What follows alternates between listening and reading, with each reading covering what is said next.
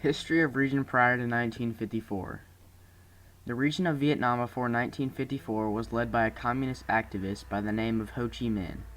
Ho Chi Minh was serving 30 years in exile and secretly returned to Vietnam in the year 1941.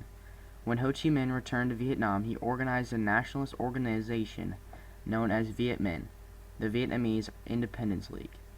It was created in efforts to gain independence from the French rule in Vietnam. In the summer of 1945, Vietnam experienced a very tragic and disastrous famine, resulting in the deaths of over 2 million Vietnamese people due to starvation.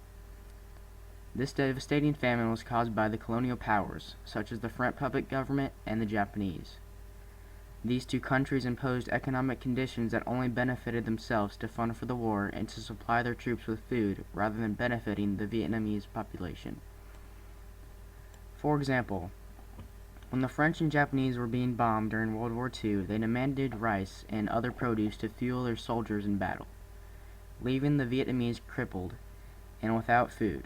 The colonial powers also demanded that the Vietnamese people grow crops, cash crops such as rubber and coal instead of rice and other produce, diminishing the Vietnamese food production, leaving them helpless and starving. The famine created a widespread unrest and peasant rebellions toward the Japanese and French puppet government.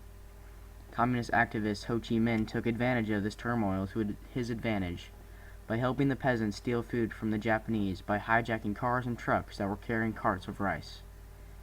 By helping the Vietnamese people steal food from the colonial powers, Ho Chi Minh was able to gain and strengthen the opinion on Viet Minh and the nationalist beliefs, and was able to gain the favor of the Vietnamese people through this hardship against the colonial powers.